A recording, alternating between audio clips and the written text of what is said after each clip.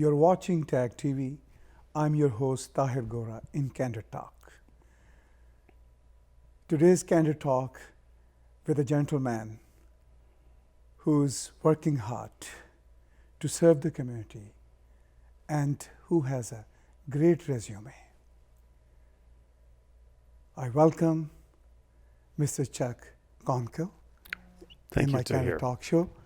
Thank you very much, sir. You are conservative candidate for Scarborough-Guildwood riding. That is correct. And as I was talking to you before this recording, I had a clear impression that you are one of those gentlemen who run for any political party, people should vote for you. You're too kind. You're far too kind. I think ultimately the election of 2015 will involve a variety of factors for those people who are voting. It'll be the leader, it'll be the policies, but I think the phenomenon about Canadian politics, it's also the individual. And I think I'm very proud of the fact that I walk the walk and talk the talk. I'm a refugee. I came to Canada when I was 1.5 years old. We were displaced persons. I'm the Canadian of all Canadians because I had nothing and Canada gave me life. And so we lived in one room until I was 7. My mother was a high school teacher in Holland and she had to wash floors when she came. And I think a lot of your listeners and viewers will know that experience, that they highly qualified come to a country and start again. My mother ended up being a head nurse in a hospital. My father was a Polish army officer who was in so many German POW camps, they put him in a concentration camp. And he survived that and came to Canada and held down 2 jobs. And I'm blessed. This country has been, as many of you out there will believe and know, this country has been so kind to us. So, I have a master's, I speak 6 languages, I write books. All these gifts I have from God, but I've been able to exercise those gifts because the freedom and liberty this country has given. And so when this election comes, I want the viewers to consider the person as much as the party, because ultimately it's giving back to this country. And I don't say that lightly. As we talked, I'm currently on an unpaid leave of absence, but I've been a police officer in Hong Kong. I trained at the FBI Academy in Konkel. I was the instructor. I trained the National Police of Poland. And so I've policed in 3 continents. And one of the number one value I learned about police work and working in society is talking to people, valuing the individual, learning that life is so short, that we should treasure it and work with people for the best of all people. That's why I'm running. Excellent. And that's why I said that it doesn't matter which party you belong to, people should vote for you. Thank you. And this is the statement I usually never give about any politician, but I feel, and I feel it very important to say about you. So as you were sharing your story with us, and we'll definitely love to have more glimpses from your story. But coming to the current political scenario, you mentioned that you came here as a little boy, a refugee, and we are talking today in the media, Syrian refugees. Yes. What is your take on? I've been working with the Yazidi Mandaean communities, which is their micro-religions in Iraq and Syria. And I work with the Catholic Office of Refugees, the Archdiocese of Toronto. I work with the Muzud, which is a Jewish community. I work with the Hindu communities, and I'm working now with progressive Muslim societies, because I believe that together, forgetting the faith, we must protect those who cannot protect themselves. A refugee process is not an easy one. It's easy to say we'll take 100,000 people.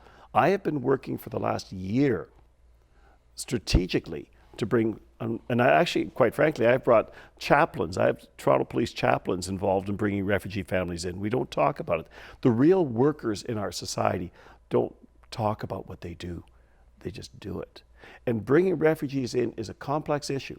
It's one thing to say we'll bring in 100,000. That's Wonderful theory, or 200,000. And please, I don't deny the good intentions of Mr. Mulcair and Mr. Trudeau. But as I always say, put not your money where your mouth is, put your time. Because to bring a refugee family in a real way means you have to work with them. You have to prepare for their education. You have to prepare for their health. You have to get their housing. You have to make them comfortable. And literally, it's like training wheels on a bicycle. You have to bring that family with you and integrate them into society. So for the one family we're working with now, we have a team of 50 people. So imagine for 100,000 how many people you would have to involve. Right. So bringing refugees in, and as I said, I work with a group called the Canadian Interfaith Action Committee, which involves Cardinal Carter, and involves the Jewish rabbis and Muslim imams, and involves secular groups. We have figured out how long it takes, the planning to make this a safe landing for a refugee community. When I came to Canada with my mother and father, actually we came separately. My father came first. He had a watch. That's all he had. That was his wealth. And I think there's people who are watching this program who understand that. This was what he had. He had a very expensive watch, and that became his equity. And that watch allowed him to buy one room. And then we came 6 months later. We landed in Dorval, and we took the train to Hamilton, where we were told to go. And we had a welcoming committee from the Catholic parish we were with, and there were about 30, 40 people. And they helped us assimilate into society. It's not a Facebook-like thing. It's not a friend you thing. To assimilate into a culture like Canadian culture, you have to be patient, you have to be caring, and you have to commit time. Anyone can write a check. And I suspect checks are important because the upkeep of a family costs money. But time is the most valuable thing. I was at the CNE on Sunday, and I gave a speech at the Canadian National Exhibition, and I talked about this. And I've done a lot of work with the various media, and we're going public on this matter, as everyone is. But I'm saying money helps. It's a simple thing, like, PayPal's a wonderful thing, but pay time is more important. Very important. Paying time is more precious than spending money. We are watching TAGTV. We'll take a little short break and we come back in a moment.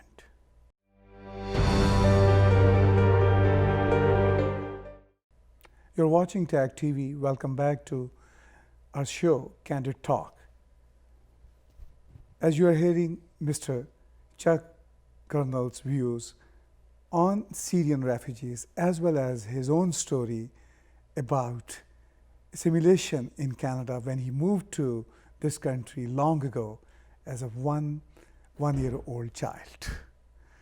So, sir, in this complex situation, you're talking about that people are not ready to spend their time.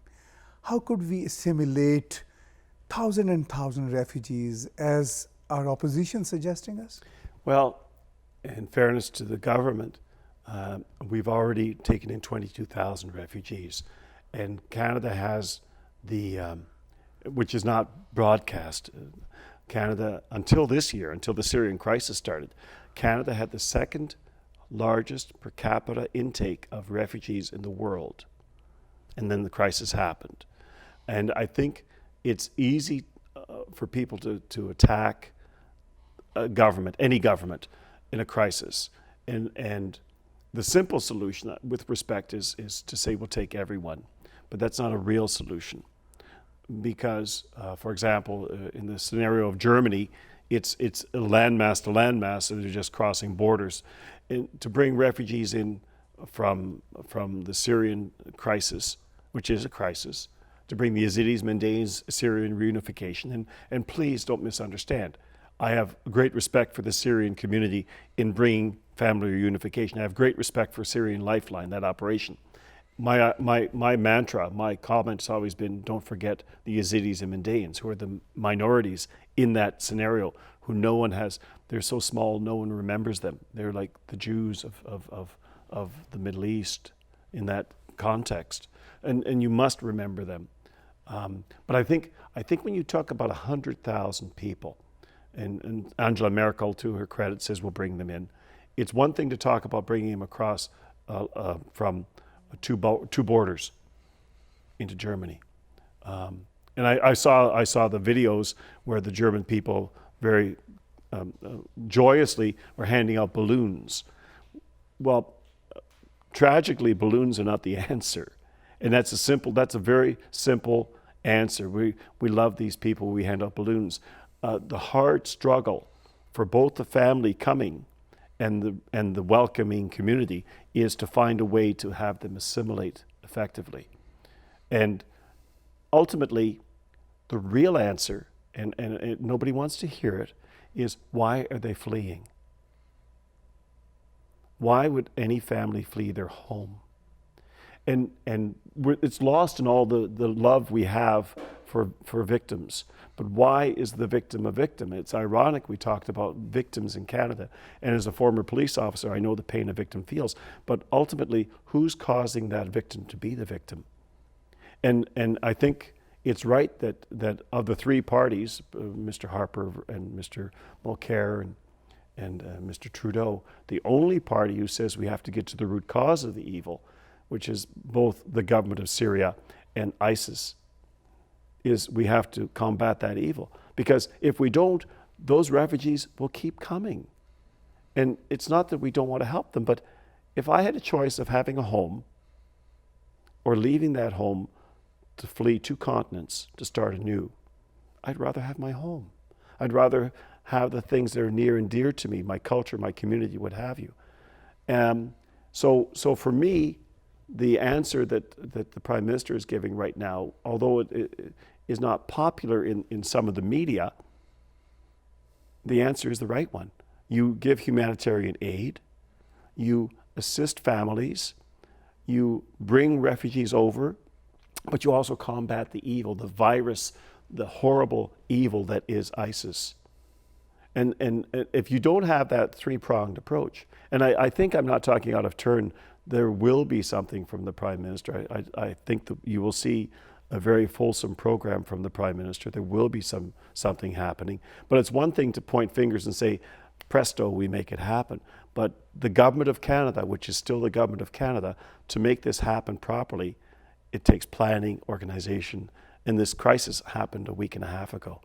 So you can say, remember, the boat people crisis happened in 1974, right? It started in 1974 on July the 1st, when the Vietnamese boat people fled Saigon.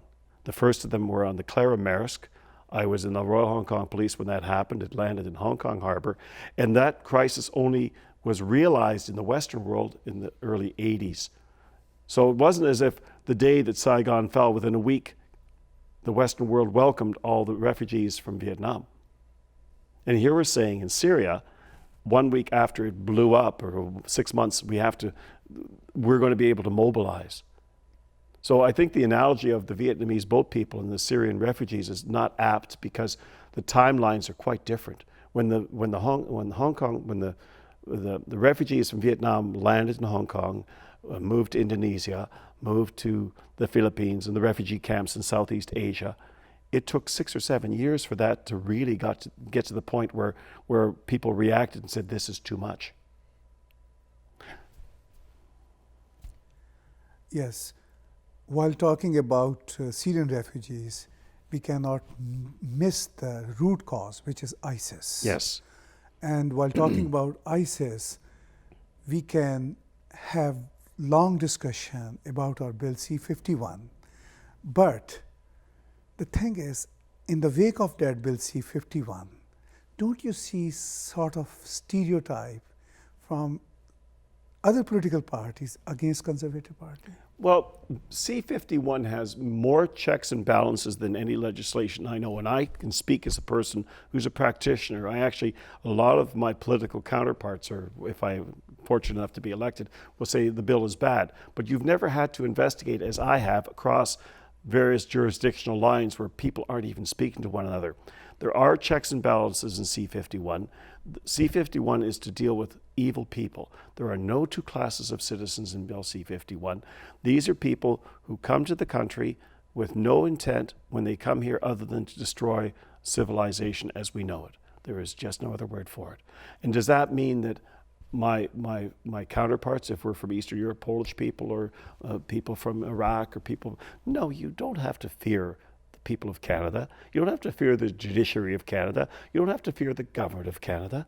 What you should fear is the evil that threatens Canada. And we've lost sight of that. Instead of finger pointing internally and saying how horrible this is to protect us from evil, we're not looking at the very evil that we're trying to protect ourselves from.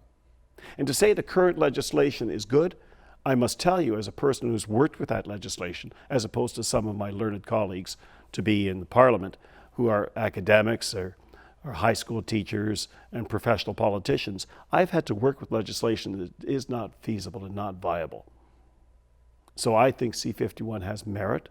I think decent people, the 99.9% of the decent Canadian public will in time realize that this is to protect us from a dangerous cancer.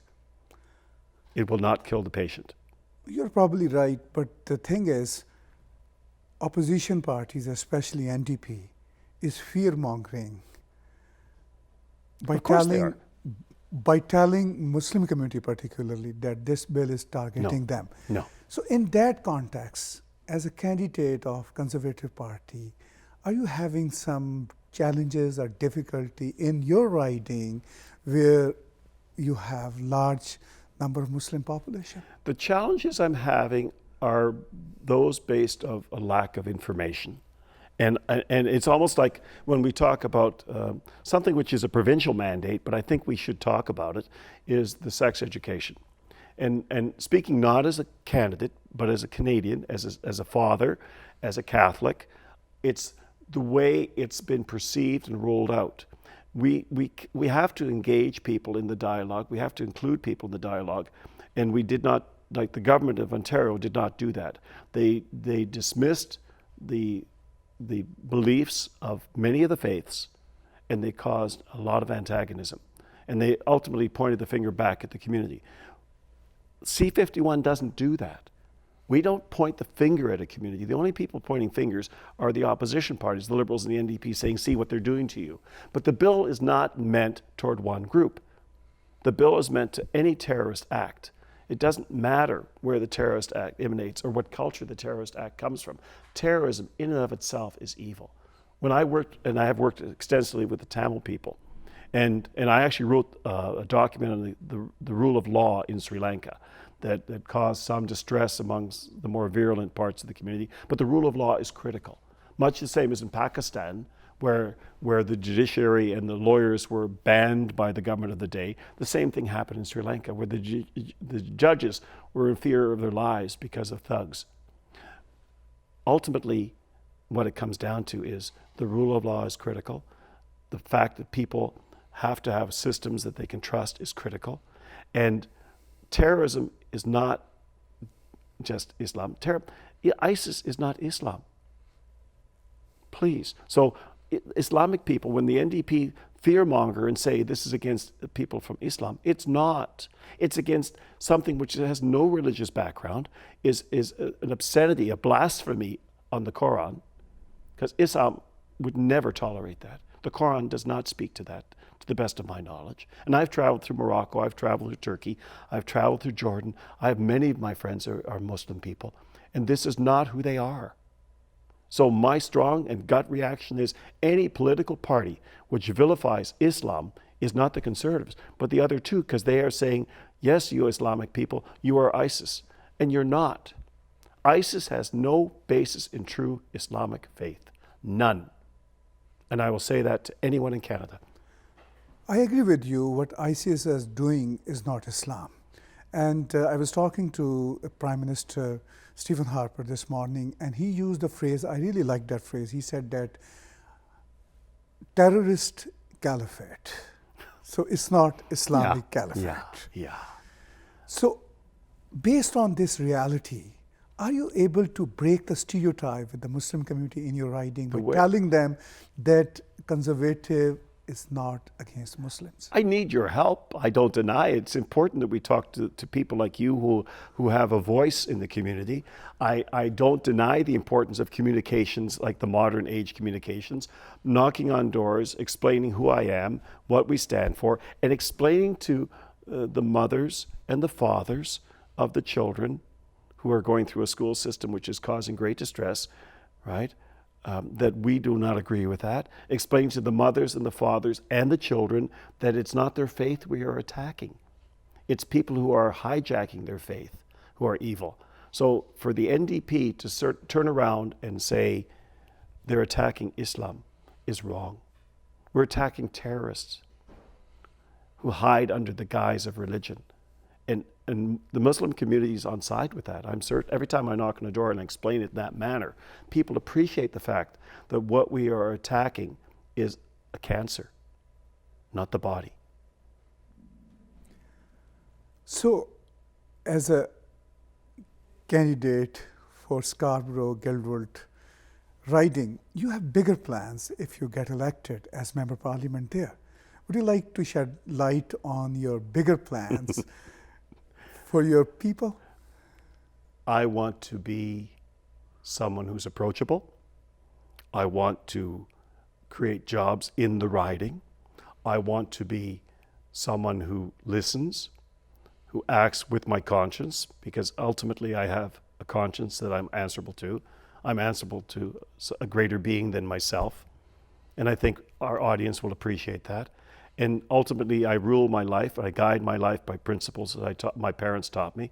And I think that is something that all faiths share, is the importance of family and the importance of elders. My mother's 100, and she taught me well.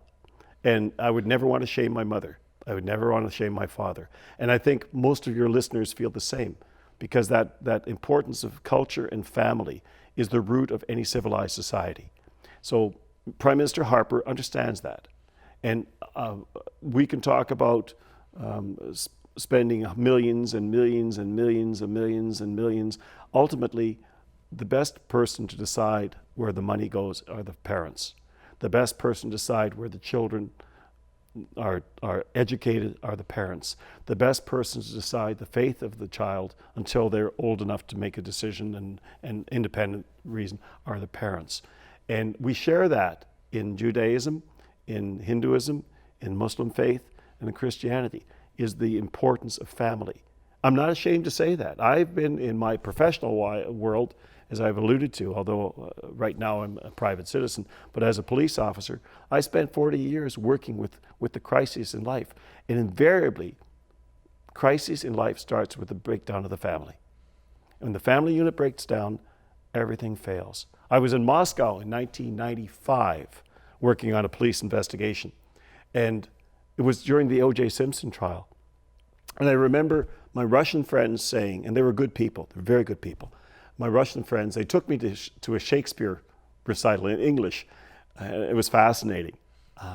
But I remember them saying to me, Chuck, turn on the television. And I turned on this television and I watched the pornography and I watched the violence that was on American television. And I understood for a moment why parts of the world are uncomfortable with the way the world is going. The excesses, the obscenities, the exaggerated live for today. So I understand how many people in the world are uneasy with modern society. But I think ultimately modern society exists with dialogue, with trust, with faith, with listening. And I am prepared, if you said what I wanted to do, is to listen and to act.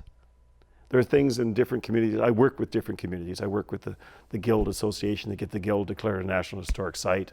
I want to create jobs in my riding.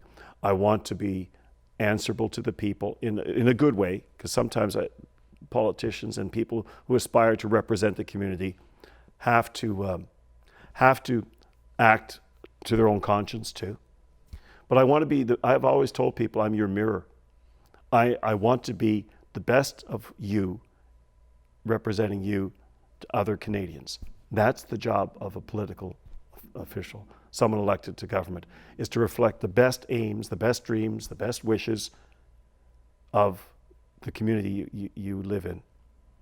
And if I can accomplish 1/10 of that, I'd be very happy. And plus, your community is a very multicultural community. Extremely. It is, and I like it for that reason. I love it. I love working with the Bangladeshi and the Malayalis and the Tamils and the Polacks and the Ukrainians and the Germans and the Swiss and the Chinese and the mainland Chinese and the Filipinos who speak Tagalog. I love it because I become a better person because of what I'm exposed to. Because I learn more dealing with people than I'm able to ever impart. We heard last time in your writing there was very close tie. Yes. And it was just a difference of a couple hundred votes. Couple of hundred votes at 3 in the morning. Right. Yeah. All right. So what is hope this time? I have to work harder. It's a democracy. Right. And ultimately it's you, the viewer, who makes the decision. And I hope you consider me. I think I have value to give to society. But that's what is a good thing about democracy. You're only as good as your next election, right? So I don't rest on my laurels. I've knocked on 22,831 homes so far. I've worn out 2 pairs of shoes. I've talked to thousands of people. Some people have disagreed with me vehemently, and I respect that because I learn that maybe we're wrong sometimes. I learn that we have to learn more about each other. I learn that I'll tell you something. Police officers learn one thing. This is the most powerful weapon you have. Talk. I've had people who tried to commit suicide, and we talked them out of it. I've talked people out of it. I've had people with guns pointed. We talked them out of it. Time and talk. That's why I said to you earlier about refugees. Is it a checkbook we look for? Yeah, we need money to bring people in, but time and talk. We have to be able to dialogue with people. We have to give of our time. That is the most precious commodity we have in the short lives we have on this earth.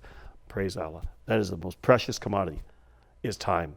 So use it wisely. Sit in front of a television or help people. That's your choice. Thank you very much, Chuck. All the best for you. And I can see that you are dedicated yourself and you are determined to give time, compassion to people of your writing. And as I said earlier, that you're one of those gentlemen, I feel, no matter what party you belong to, people must vote for you. Thank you, Tahir. It really was a pleasure because you make me feel very comfortable, and that's very good. Thank you very much. Thank you. For joining my show, Candid Talk. Thank you.